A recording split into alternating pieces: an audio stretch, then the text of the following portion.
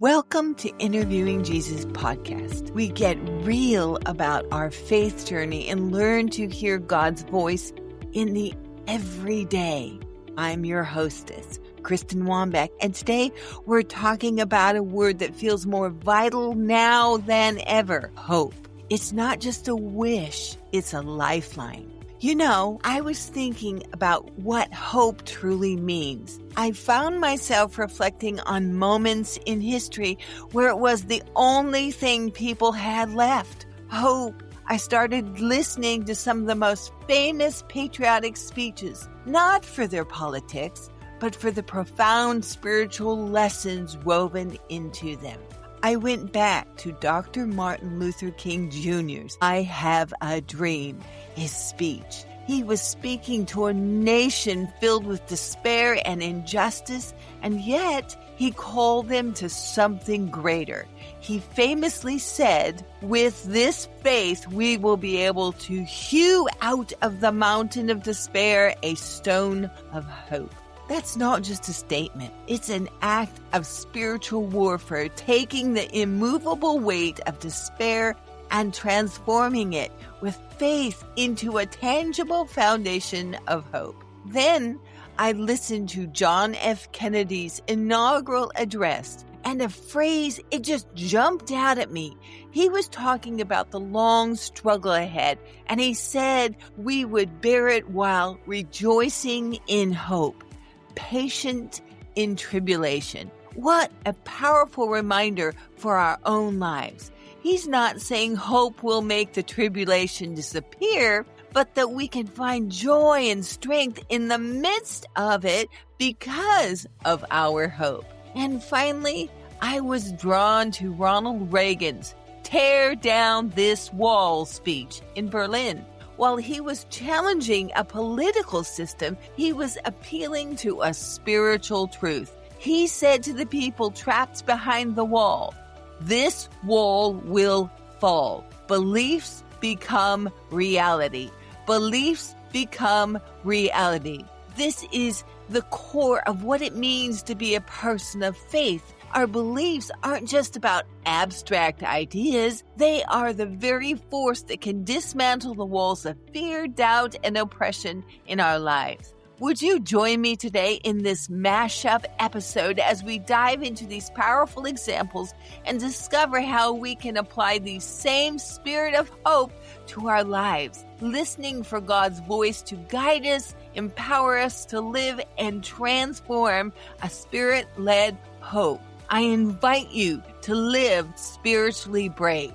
I'll see you on the inside. Imagine, if you will, a world where every soul has the freedom to be, to do, and to thrive. Picture a tapestry woven with threads of love, justice, and equality. This is not just an abstract ideal. It is a calling for each one of us to rise and weave our threads into the grand design of life. Welcome to today's episode, an exploration and an interview with Jesus of what it means to live with purpose and passion in a world that desperately needs both. As we stand in the company of hearts that have burned before us, think of our founding fathers of any nation, the visionaries who dared to dream of a land where liberty and justice were more than just words, more than just emotions. They were entrepreneurs of their own era, crafting a new reality from the raw material of hope and determination. The same spirit that fueled their dreams can fuel yours. When I first started my own entrepreneurial journey, I felt like a lone sailor navigating uncharted waters. There were moments of doubt, but the compass guiding me was the belief in something greater than myself, a conviction that my efforts, no matter how small, were part of a larger divine plan. In the quiet moments, ask yourself, how can I serve? How can I contribute to the greater good while fulfilling my own dreams? As you ponder these questions, remember that you are not alone. We interconnected, bound by the same threads of love and purpose, exploring words and realms hidden right beneath our noses. I have a task for you to listen and to hear once again. They are ringing in the halls of our remembrance. Beloved dreamers, that's you. Today I stand before you not just to speak, but to share the flame of a flickering candle. Are you listening? Are you listening to the temperature of the wind? Will the wind blow out the flame?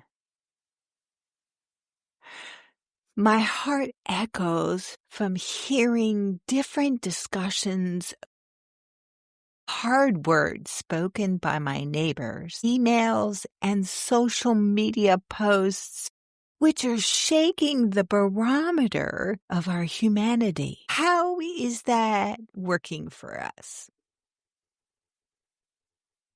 How is that working for you? Last night, I felt the Lord hand me a heavenly assignment, an assignment to check the source of the pressures that are creating changes on said barometer. Before beginning, I asked the Lord for help. I asked him to show me the heart, his heart of the matter, as I have shared with you openly on many mystical tales. The doors in the spirit opened to me. I was translated into a bilocational realm on the earth, not a place that I have visited personally before. Most of this morning I sat quiet, packing his heart, listening. It's a discussion my heart, our connection here on this podcast, wants to share in a very creative way. Something different. Shake it up. I'm inviting you to listen. I'm inviting you to listen. I will intertwine 4 powerful passages in a rewritten story form. I'm inviting you to listen. As you are listening, I encourage you to ponder, to think, to feel, to know where my spirit is standing. Where is this place, this bilocational realm on the earth? Where did the Lord invite me? And now he invites us here to stand, to listen. What is the realm, the room, the building, or the place that the Lord has taken us to hear the vibration and the acoustics of another day, to hear the vibration and the acoustics of this day and the choices before us. A vision that calls us to look beyond the immediate and into the infinite possibilities that lie within our grasp. Once said, I have a dream. And those words echo through the corridors of our hearts, inviting us to dream alongside. On this journey of both spiritual, our lives, and entrepreneurial growth, let's dive into some fascinating parallels. These documents in which I refer, though distinct in context, share some profound and underlying principles. They can guide us in our daily lives. They can speak to us right here in our heart. They can guide us in business endeavors. Imagine, if you will, a world where every soul has the freedom to be, to do, and to thrive. Pick that tapestry woven with threads of love, justice, and equality. This is not just an abstract ideal. It's a calling for each one of us to rise and weave our threads into the grand design of life. First, let's talk about freedom. Our mystery guest speaks passionately about our freedom in Christ. He emphasizes that we are no longer slaves, but children of God, liberated from the constraints of the law.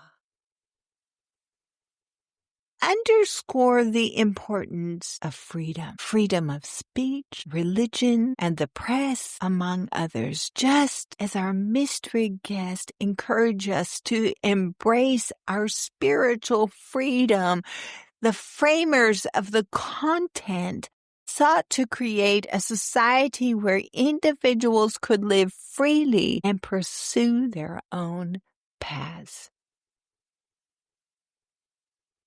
In our life's journeys, we often face mountains of challenges, but as we are reminded, we will be able to hew out of the mountain of despair a stone of hope. Each obstacle is not a blockade, but a stepping stone, an opportunity to carve out our own path with determination and grace. Think of the challenges as a raw material from which we mold our dreams. Think of freedom as the wind beneath our wings. Without it, neither our spiritual lives nor our adventures or entrepreneurial ventures can truly soar.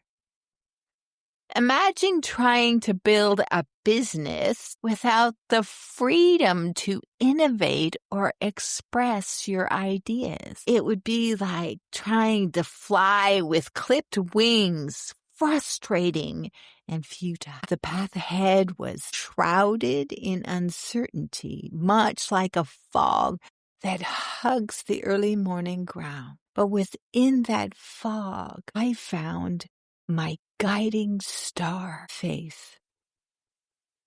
Faith that the journey, though uncertain, was guided by a higher purpose. And so I took that first step and then another, trusting that the ground would rise to meet me. Next, let's explore the theme of inheritance and rights. The text paints a vivid picture of us as heirs, entitled to all the promises of God through Christ. This concept of inheritance resonates with great words which assert that certain rights are inherent and unalienable. These rights are not granted by the government, but are inherent to our humanity. A dream has not one owner. It is a beacon for all of humanity. Together we believe deeply that every individual carried the spark of greatness within every individual, and so do you. Your ideas, your visions, your spirit. These are all the flames that can illuminate the world. But remember, a single flame, though bright, can light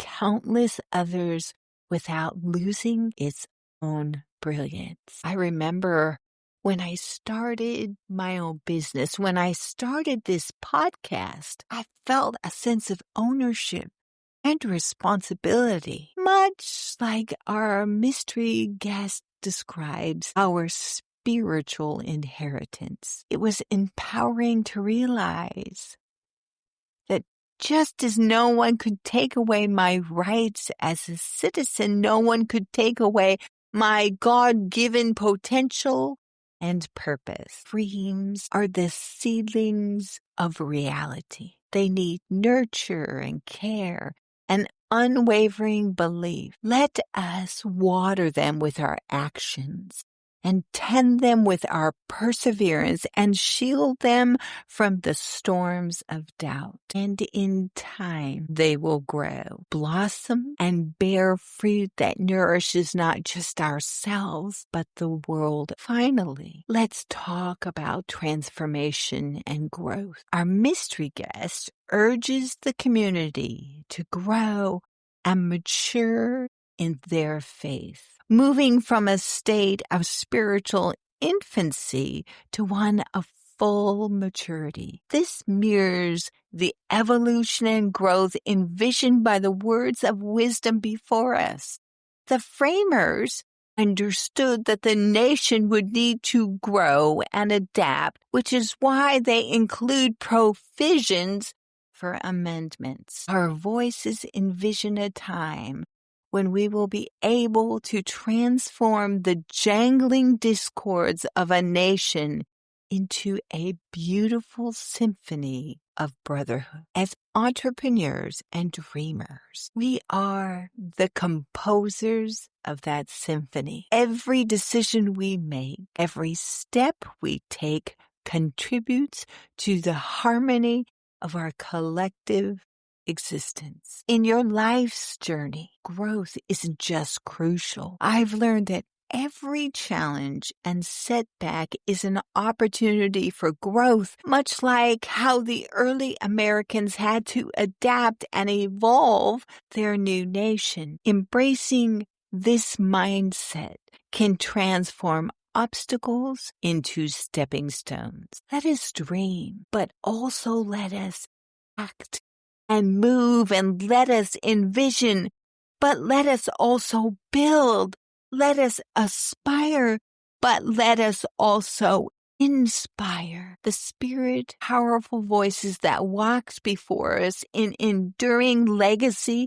Let us walk hand in hand towards a future where our dreams, rooted in love and justice, shape the world into a place of boundless possibility. Wrap it up. Remember that the principles of freedom, inheritance, and growth are not just abstract ideas. They're practical tools for both your spiritual, relational, and entrepreneurial journey. Embrace your freedom and cherish your inherent rights, and always be open to growth, inspired to live a life of purpose and passion. Imagine for a moment that each of us carries a small, flickering flame within. This flame represents our inalienable rights, those intrinsic liberties bestowed upon us by our Creator. These rights are not granted by any government or institution. They are part of the divine blueprint of humanity. Just as a flame needs oxygen to burn brightly, our rights need protection and respect to truly shine. Unalienable rights are like the roots of a great tree. They ensure that no matter how fierce the storm, we remain grounded in our essential dignity and worth. These rights are the bedrock upon which we build our lives, our communities, and indeed our very world. Now let's switch our hand tools and talk about the role of government in the grand design. Picture the government as a gardener of our metaphorical tree. Its role is not to own the tree, but to nurture it. The government must ensure that the soil is fertile with justice and equality, that the tree is sheltered from the harsh winds of tyranny, and that every branch, every individual has the space to grow. Its primary duty is to protect our lives and our liberty, ensuring that the light of our unalienable rights is never extinguished. But here's where it gets truly empowering. We are not just passive recipients on these rights.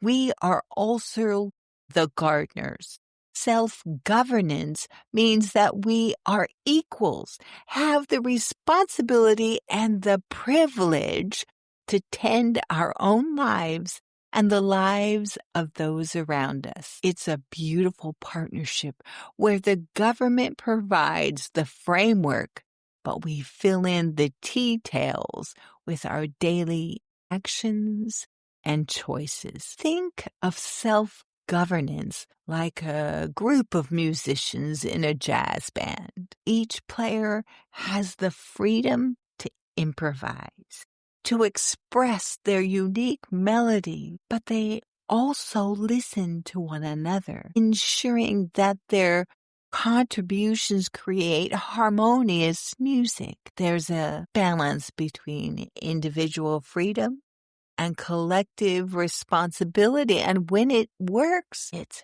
magical. And what about the freedom to pursue happiness? This is perhaps the sweetest fruit our tree can bear. It's the idea that each of us should have the liberty to chase our dreams, to carve out our own path to joy without fear of coercion or undone restriction. Imagine this pursuit as a vast open field. We are free to wander, explore, and discover what brings us true fulfillment, whether it's a career, a relationship, a passion project, or a spiritual journey. This concept of unalienable rights has inspired movements and revolutions around the globe. It's a torch that has been passed down through the generations, lighting the way for those who dare to seek a world where human rights are respected and upheld. The idea that our rights are God-given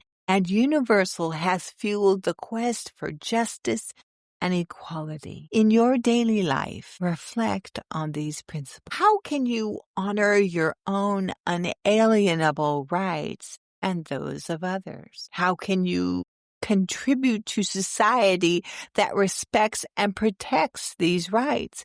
And how can you pursue your own happiness while fostering an environment where others can do the same? So concludes my assignment to check the source of pressures that are creating changes on said barometer. Remember, each of us has a role to play in this grand symphony of humanity. Tend to your flame, nurture your tree, play your melody, and wander your field. Embrace your rights and responsibilities, and together we can create a world where every human being can thrive. Together we can make our in common dream inspire actions towards a living reality. Together we can transform our world. Together we can dream and do and dare to create a future that reflects the highest ideals of our shared humanity. Keep soaring, my friend. There you have it, dear friends. A journey through the heart of purpose and passion, guided by the wisdom of one who walks this earth with unparalleled clarity and compassion. We've wove famous content from Galatians 4, spoken by the Apostle Paul, United States Constitution and the Bill of Rights, and Dr. Martin Luther King's great speech, I Have a Dream. Did you guess where my spirit was standing? I will leave the answer in the show notes. As we wrap up today's episode, I want to leave you with a question, one that I invite you to carry with you into your quiet moments of reflection. Imagine, if you will, a world where every soul has the freedom to be, to do, and to thrive. Picture a tapestry woven with threads of love, justice, and equality. What thread will you weave into this grand design of life? When I first purposed this question to myself and with the Lord, I was so overwhelmed by its vastness. I remember this morning just sitting in my office, aka recording studio, surrounded by my thoughts, my journal notes, papers, and half-formed ideas. Feeling like an artist with a blank canvas. Where do I begin? The answer didn't come all at once, but unfolded gradually, like a flower blooming with each new day. Now I turn to you.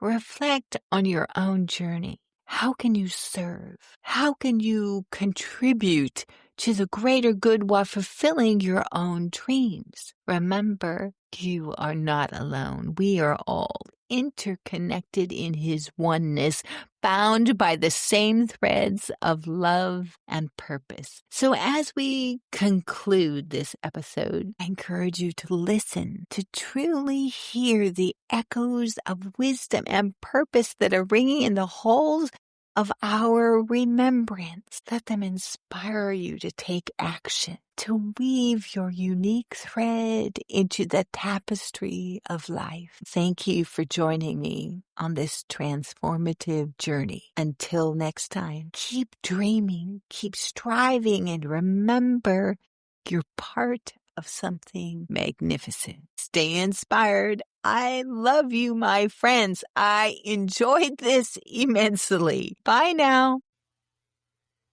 Hope opens possibilities effortlessly. Hope in an acronym. I'm going to share with you this evening my 100 Diamond story. We'll be discussing hope, restoring hope, having hope, hope being deferred. Hope deferred makes the heart sick, but a dream fulfilled is a tree of life. Proverbs 13:12. Healing a sick heart, how faith partners with hope, and the importance of heaven in the area of hope. Sounds good? Well, yes, it does. We are in for a treat here. A couple of things, just a couple, I'd like to ask of you as the listener. This is a particular episode. This one is extremely personal to me. I hold these truths as a beacon over my life. And I'm trusting you to listen with your heart wide open. Okay? And since it's focused on a life story format, I will not take the time particularly to teach or unpack a subject matter. What do I always say? Hello? Go ask Jesus, right? Other episodes and the unfinished book will answer many of our questions. Okay? So the Lord asked me a couple days ago to share my 100 Diamond story with you. The Lord said, Kristen, I want you to share it on your next episode. They need to hear it now. And so we begin. We're going to discuss it now. You are going to hear it now. We're getting to know each other pretty well, aren't we? Just you wait. Here we go. Let's get started. So, the importance of transparency. I've listened to a good number of podcasts. Have you? Well, you're listening to one right now. So when I listen to a podcast, overall, they provide me with good ideas, business techniques, encouragement, and at times they stir up my faith. At the top of my core value list podcast is authenticity. It's just like in the top 3. It is so important to me. And what do I mean by authenticity? I might use the word imperfect. Well, that means I'm willing to share with you a less than perfect side of me. I might have dishes in the sink, or maybe I didn't make my bed that day, which is a rarity. I'm kind of possessed about that. By divine order, right? Are you laughing? So, if you come and you knock on my door in the afternoon, you might find me still in my bathrobe, talking to the Lord, working, and I haven't even washed my face yet. See what I mean? If you take the word imperfect, it means I'm perfect. Me with you. I'm perfectly me with you. That's authenticity. I often stumble over my words and then I re-say them. I do not need to edit my baubles. It's important to have focus to light the path of direction. But like the unfinished book, together we read between the lines, and spontaneity births an impromptu spirit. And that's where I've seen many miracles happen. When we let our hair down and take a rabbit trail or two. And that's what I'm talking about. Okay? I've learned more in heaven taking a rabbit trail with Jesus than praying or reading the scriptures ever instructed me. We are opening the drawer. And guess what we're finding it filled with? Hope. Some interesting facts about a drawer of hope. So Wikipedia describes a hope chest is also called a dowry chest, a cedar chest, a trousseau chest, or a glory box. I like that one. So it's a piece of furniture traditionally used by unmarried young women to collect items such as clothing, household linen, in anticipation of a married life.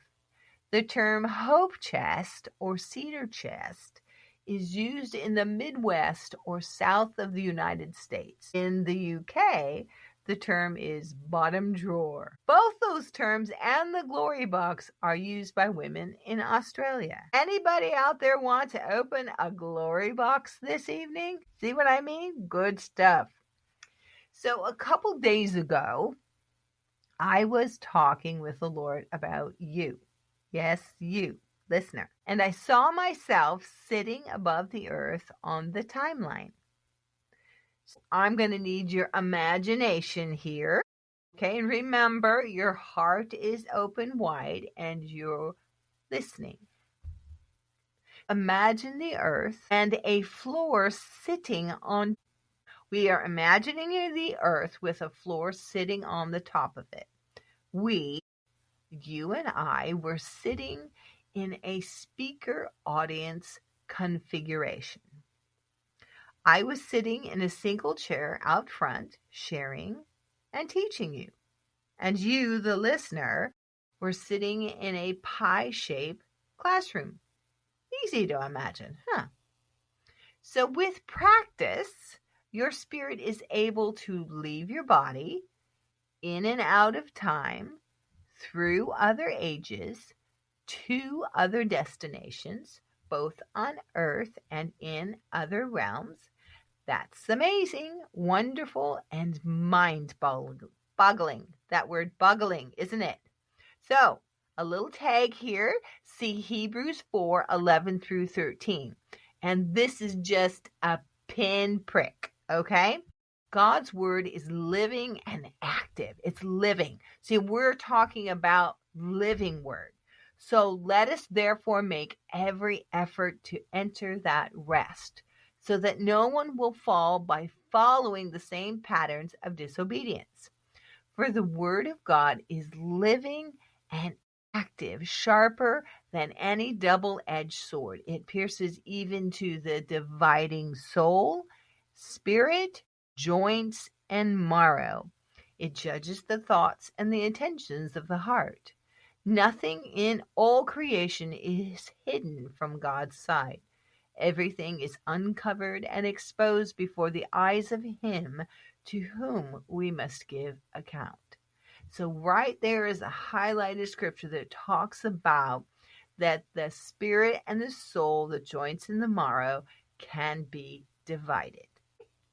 Your spirit also has the ability to split off and be in more than one place at a time. Remember, our Father is omnipresent, and his DNA lives in us. Now, just a note here. The Mount of Transfiguration, Jesus first had to encounter it himself.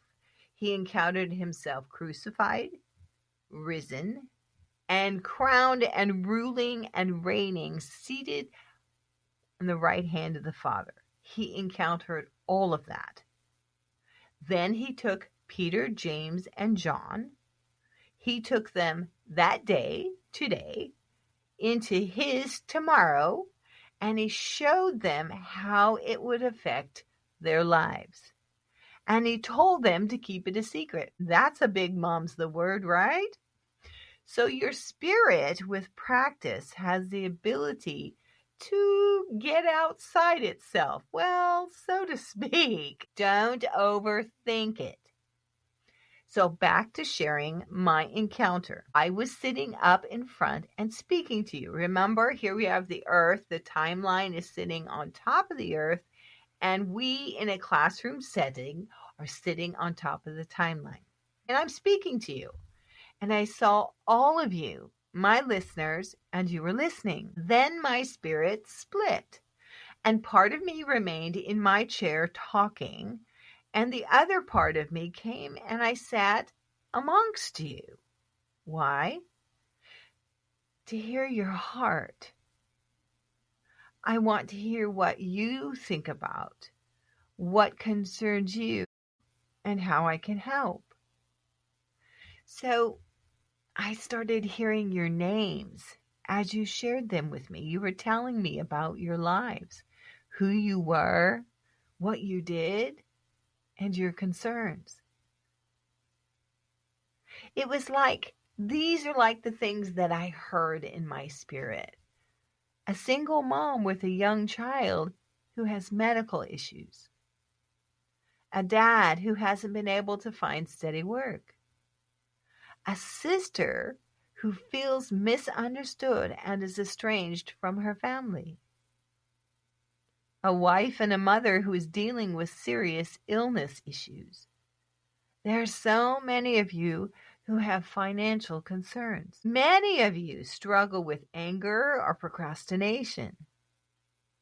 And those were just some of the things that you shared with me. You shared them with me. Then Jesus walked into our gathering. He quickly called me over, shared some papers with me. He gestured back to you, and then he left the gathering with a smile on his face. We're being set up, right? I can clearly imagine what the papers said. So easy to read Heavenly Braille and feel the Father's love filling the room. On these papers were your testimonies. They were in my hands, and I was reading them to you. You know that single mom with a sick child? Her child was totally healed. And that dad, he found a great job where he was appreciated and had room for advancement. The person who struggled with anger, he had judged himself mercifully. Okay, how do you say that word? Mercilessly. I think you know what I mean. I practiced it too. But the guy who struggled with anger, he judged himself so hard. Jesus touched his heart. He set him free, and he filled his life with joy and gratitude. First for himself, then it overflowed to others around him. And you procrastinators? Jesus gave you eyes to see the people who needed to hear your story. The people who needed your courage to step out from behind excuses. They need you. And that picture made you weep. The sister, she had a heart-to-heart with herself and Jesus. Jesus shared with her that there wasn't anything that she could do that could push him away. Nothing could deter him from pursuing her. She felt his love so overwhelmingly that she began to walk in confidence, and that changed her radically. Through her changes, she was restored to herself and to her family. It kind of felt like, that scene in Bruce Almighty when he was hearing prayers of the saints. That's what it felt like. OMG. I can feel hope increasing as I'm sharing with you. Yeah, I can. I can feel it increasing. So we began to laugh together. Some of us were crying. Hope being deferred. Hope deferred makes the heart sick, but a dream fulfilled is a tree of life. And now I'd like to share with you my 100 diamond story. The drawer of hope has been opened. We're going to reach in deeply and grab hold of the tree of life and change the course of our lives. How are you doing? You okay? Good. Now faith is the assurance of things hoped for. See how they partner together? It is the conviction of things not seen. Hope is a conviction for things not seen, and that's what you partner your faith with. That's why it's so important to be able to perceive the unseen, because that just fuels your faith. For by it the men of old gained approval. By faith we understand that the worlds were prepared by the word of God, so that what is seen was not made out of things which are visible. That's Hebrews 11:1-3 in the Mirror Bible. I love the Mirror Bible. Shall I read that again? Okay. Now faith is the assurance of things hoped for, the convictions of things not seen.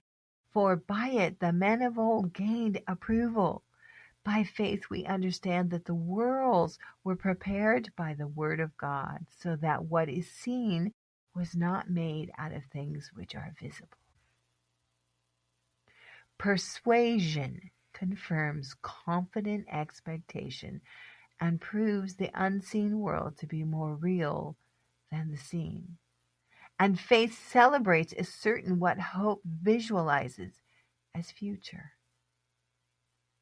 Faith celebrates as certain what hope visualizes as future. Faith, it attaches to hope.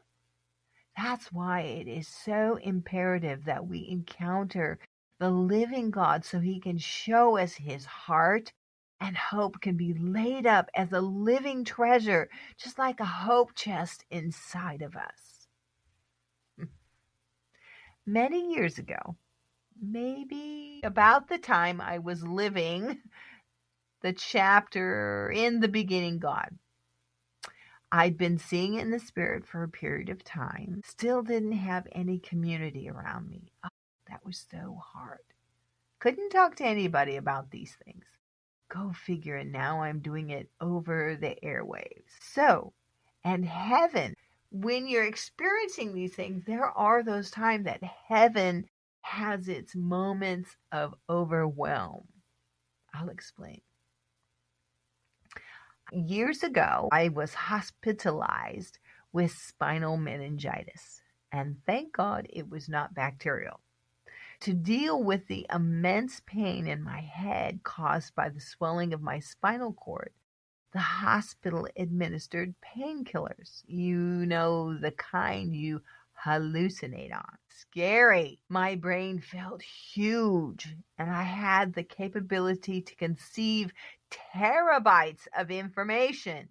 That is heaven overwhelmed. Yes, terabytes of information. And oh, by the way, when that was happening, I asked Jesus to protect my thoughts. Yeah, it was frightening. And when my brain started to go out there because it was drug influenced, I asked him to protect my thoughts. He did. And I still need to write that amazing children's story. It's clear as a bell in my brain. But I didn't like those drugs, and I never took another one. Nope. That's the way I just had to explain what it felt like to have those heaven moments of overwhelm. It's terabytes information. Your brain has so much more capacity that we need to learn how to use it. So when your understanding begins to connect with the Father's heart, your senses expand.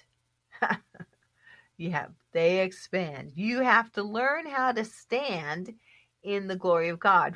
You have to learn, because there's more glory, more of his weightiness opens up to you, and your brain and your understanding and your perceptions, you start picking it up.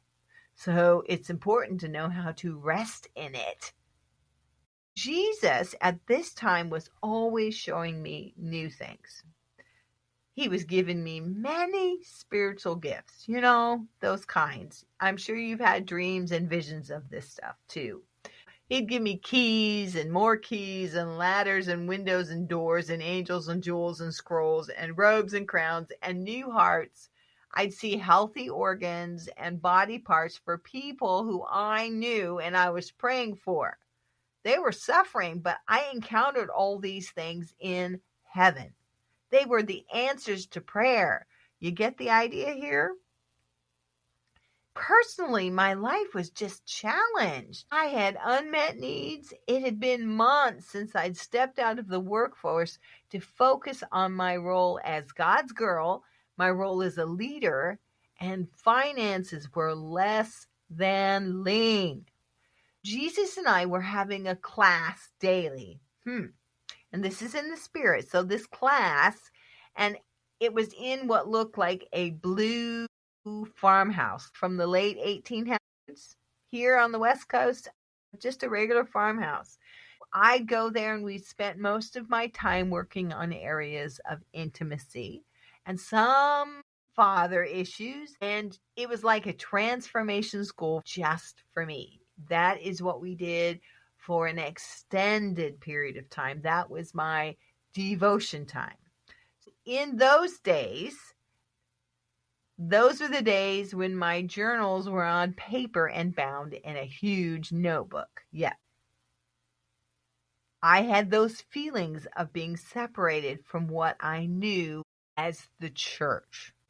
It was irritating me, and I'm not sure. Oh, no, I am sure that it was irritating my husband. What do you do when you feel as weird as the spiritual things that you're encountering? It's a very difficult place to be. I wasn't okay in my own skin, and I had nobody to talk to about it. Yeah. Here I am in this spiritual farmhouse, and I was coming down from the upstairs, coming down the set of stairs, and I had less than a positive attitude. I was angered. I was upset. Life was confusing. And like I mentioned earlier, your spirit, your ability has the perception to perceive. This is an actual deja vu moment, which means in French, you've already seen. I'm sure many of you that's happened. You go somewhere, you do something, and you've already been there, you've already seen it. This totally has happened to me. I'm coming down a set of stairs. I know what's going to happen next, and I have a really bad attitude. So Jesus was standing next to the wall in this little living room. And I knew what he was going to give me. Yeah, he was going to give me something, and I also knew what the gift was. So I walked closer to him, and he bent over, and he undid and turned a combination on a wall safe. Okay, a wall safe in heaven? Well, keep listening, okay? He took out of the safe a rolled leather jewels pouch, and he moved to hand it to me. My body language was oozing with being misunderstood and feeling misunderstood. Both of those. I knew exactly what was inside the leather pouch. It was 100 diamonds. Jesus, with the rolled pouch in his hand, he leaned toward me and extended to me his gift. I broke. That was it. We were done. I was angry, and months of confusion exploded from my mouth, and I yelled at Jesus at the top of my lungs. I yelled at Jesus on the earth, and I yelled at Jesus in heaven. I don't want another spiritual gift if I can't get it here.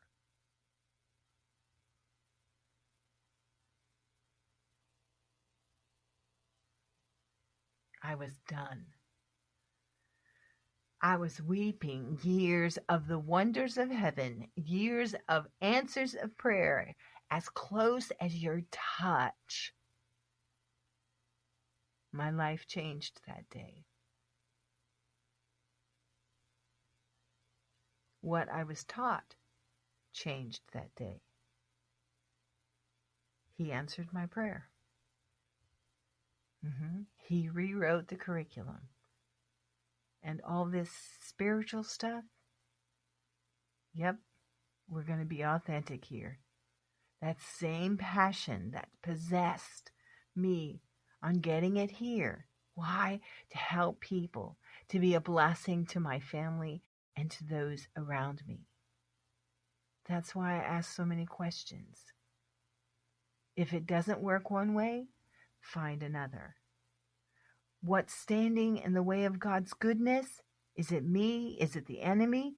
And what legal right does he have to block the answer? Let's move whatever it is out of the way. What doors need to open? What mindsets need to change? The heart of it. I don't want another spiritual gift if I can't get it here.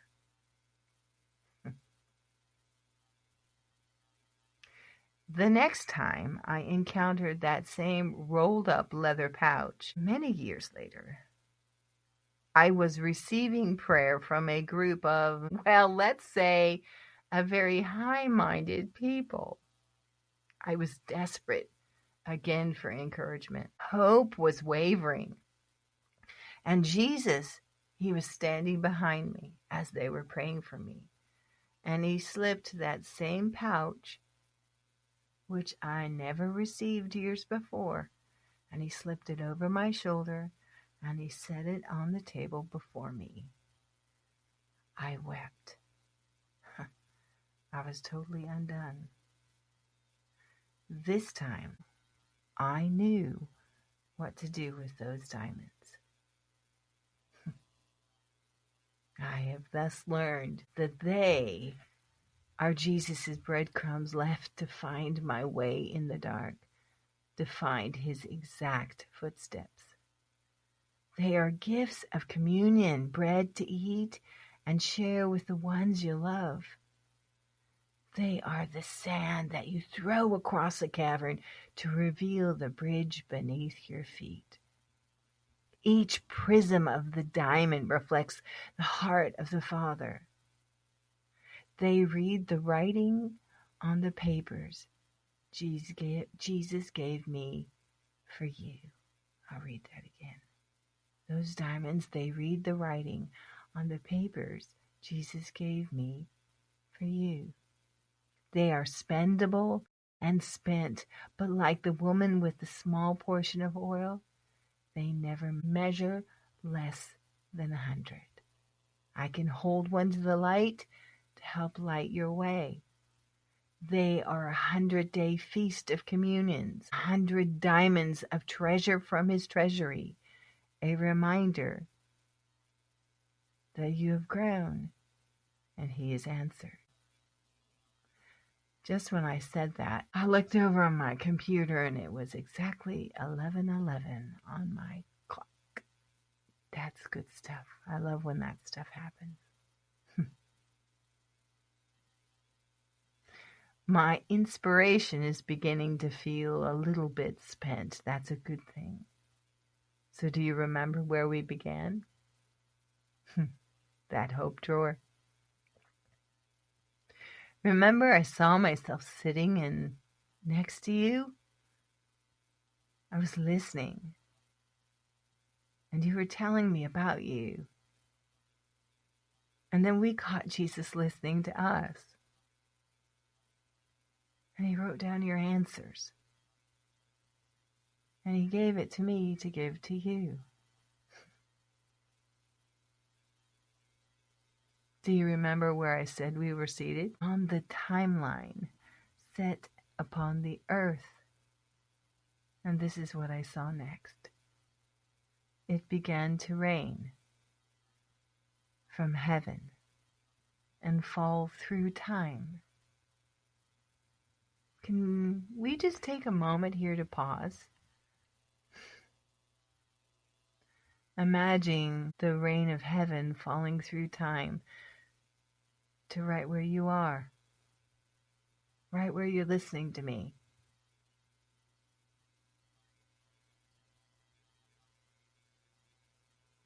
Let the spirit of spontaneity rain miracles and answers and hope and love.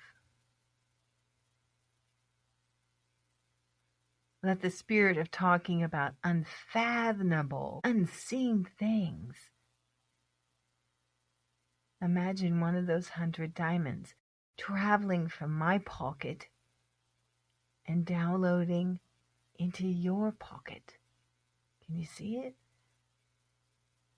If I were to take one from my pocket and it travels supernaturally in the spirit, no different than my voice on the airwaves, and it downloads into your pocket, what would it reveal? What would it bring? What would it give? What would it share?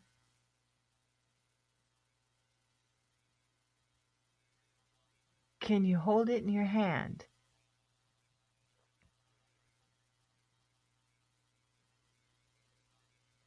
Can you extend your faith to the beauty that you feel in your hand?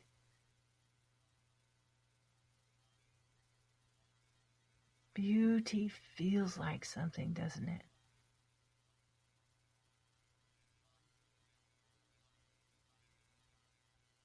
You feel it? So if you need healing in your body or healing in your heart, whether it's physical or emotional, can you move that feeling that's in your hand and what you feel? Can you move it there?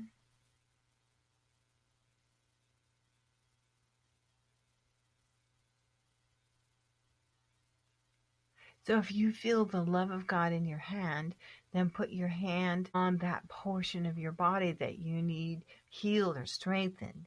If you feel the love of God touching your heart, then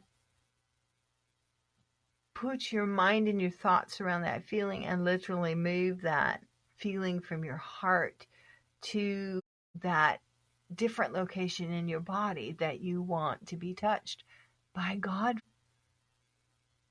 And guess what? This is called ascended prayer. Hope opens possibilities effortlessly.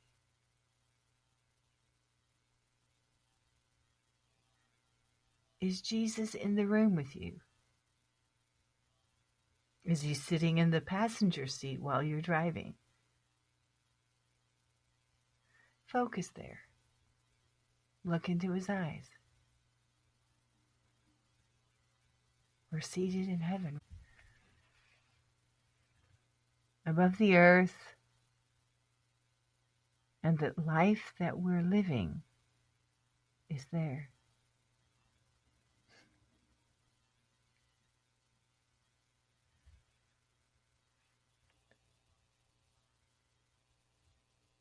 Hope opens possibilities effortlessly. So I encourage you just to stay right there in that Salah moment. Means pause and think about that.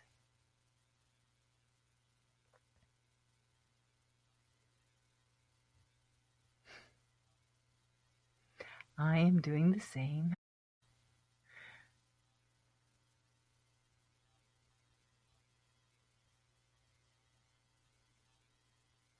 attach your faith to the hope that you feel. Okay, how?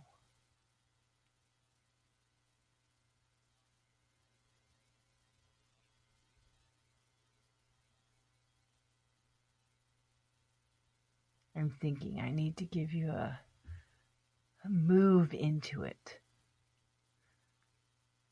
I move into the things that I encounter and perceive. I move into them by writing them down. And then I move into them again when I've written them down and I've talked to God about them. And then I share them. When they come out of your mouth, it frames up the world. So I move into them. That's how I attach my faith to my hope.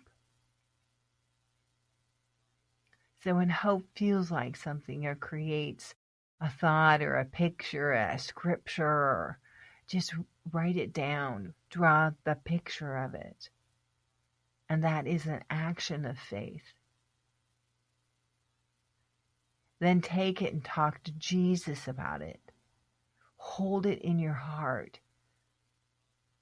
Tape it to your mirror in the bathroom. And that's how you attach your faith to it.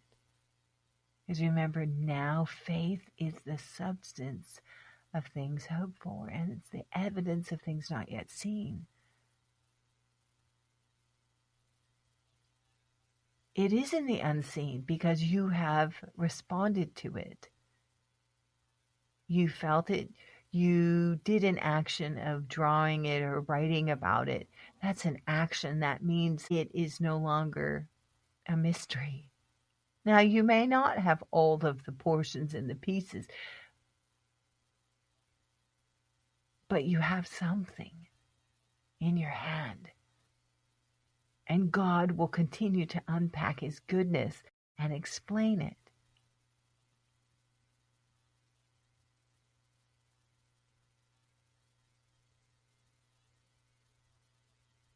Thank you for letting me share this with you, my 100 Diamond story. Now, if I refer to my 100 Diamond story in a nutshell, you know all about me now. If I can't get it from heaven to here, that's my whole DNA. And it is my honor to share that with you and to share with you my learning curve and my journey and my authenticity. How did I figure it all out? Always honored to speak with you. Thank you very much. Oh, hey, you can do me a favor. If my podcast is blessing you and ministering to you, hey, it'd really be great if you left a review regarding the podcast. That helps because when other people are looking for something to encourage them, if they see your review, and that just helps them. And it helps me. I'd appreciate that. If you have questions or comments, you know where to find me. I'll talk to you again soon. Bye now.